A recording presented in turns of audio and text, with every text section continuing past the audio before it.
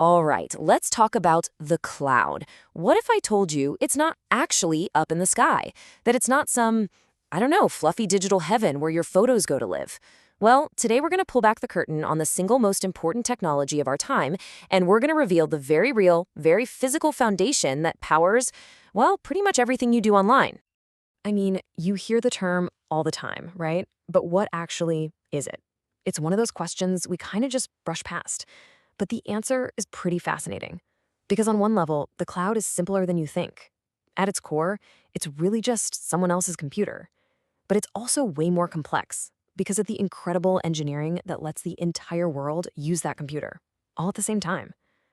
And look, you are already a cloud power user. You do it every single day. Just think about the last time you binged a show on Netflix. You hit play, and poof, a movie starts. But what's really going on? You're actually sending a signal to a massive warehouse full of computers, maybe hundreds of miles away. That warehouse instantly finds the movie file and streams it across the entire globe just for you. That is the cloud in action. So here's the official definition. See, the old way of doing things, it was kind of like building your own power plant just to turn on a light bulb in your house. It was insanely expensive and super inefficient. The cloud totally changed the game. Now, you just plug into the grid. You rent the exact amount of computing power you need, and you only pay for what you actually use. This whole shift from owning to renting has completely revolutionized how businesses work. Okay, so let's get into the engine room. How does this giant global computer grid actually work? How can one massive server sitting in a warehouse in, say, Virginia, pretend to be 1,000 different little servers for 1,000 different companies? Well, it's a magic trick, and that magic trick has a name. And that name is virtualization. Honestly, this is the absolute secret sauce of the cloud. It's the technology that lets us take one giant, incredibly powerful physical server and digitally slice it up into hundreds of smaller, totally isolated virtual machines. Each one of those little slices thinks it's its own independent computer, with its own memory, its own power, completely unaware of its neighbors. So who's directing all this activity? Well, that's the job of the hypervisor. And the traffic cop analogy on the slide, it's perfect. The hypervisor is the software that's constantly telling everyone what to do. It's allocating power, memory, and storage, and making sure every single virtual machine gets exactly what it needs, without causing 1,000 digital fender benders. It's the unsung hero that makes this whole resource-sharing party possible. So, for something to be considered a true cloud service, it has to have these 5 things. These characteristics are what separate the real deal from just, a server humming away in a data center somewhere. It's not just about being online. It's about giving you the power to get resources instantly from anywhere, scale up or down whenever you want, and pay for it all like a utility bill. It's a fundamental shift in how we think about computing. And this brilliantly illustrates that rapid elasticity point we just mentioned. Think about it. When a new season of a hit show drops on Netflix, traffic just explodes. They can't run to the store and buy more servers, right? No way. Instead, they scale horizontally, instantly adding hundreds, maybe even thousands of virtual servers to their fleet to handle the load. The cloud makes this happen in minutes, not months. Now let's talk about the cloud service menu. The best way to think about this is like deciding how you're going to get dinner tonight.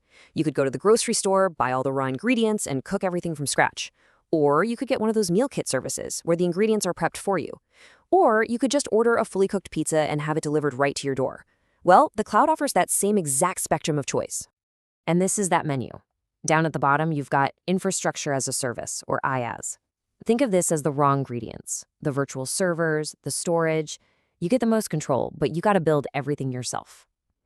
In the middle is platform as a service, PaaS. That's your meal kit. The provider gives you the kitchen to build your apps without having to worry about the plumbing. And then at the top, you have software as a service, SaaS. That's the pizza delivered to your door, a ready-to-use app like Gmail. You just log in and go. The trade-off is really simple. The more they manage for you, the less control you have. So where do these services actually live? Well, most of them are in what's called the public cloud. You can think of it like a massive apartment building for software. Huge providers like Amazon, Microsoft, and Google, they own the building, and thousands of customers just rent apartments inside, sharing all the same core infrastructure. This sharing is what makes it so incredibly cost-effective. But what if you don't want to live in a giant apartment building? Well, then you have the private cloud. This is like owning your own private house. It's dedicated entirely to you. You get total control, maximum security. It's more expensive for sure and requires more upkeep, but for big companies with really strict security needs, it's absolutely essential. Of course, you don't actually have to choose just one. I mean, what if you want the security of your private house for your really valuable stuff, but you want to use the cheap public grid for everything else? Well, you just build a bridge between them. And that is the hybrid cloud. It's really where the entire industry is heading, because it gives you the ultimate flexibility, letting you use the best of both worlds. So, okay, we get the what and the how, but why did the cloud completely take over the tech world?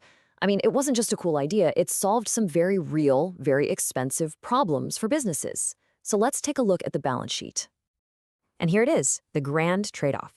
The advantages are, well, they're revolutionary. You swap these huge, risky investments in hardware for a predictable monthly bill.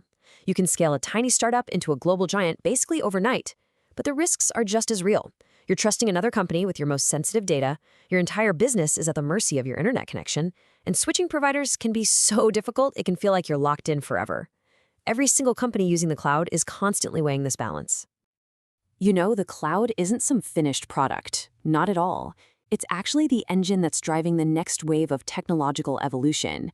It's the foundation that almost every major future trend is being built on. So where's this all going? The future here is genuinely mind-boggling. We're talking about massive AI models being trained on cloud supercomputers to solve some of the world's biggest problems. We're talking about edge computing, which pushes cloud intelligence out of those giant data centers and right into our cars and phones. We're even talking about giving developers access to the almost mythical power of quantum computers through a simple web page. It's pretty wild. And this brings us to our final, and I think most critical thought. The cloud has evolved from just a business convenience into the fundamental utility of our digital civilization.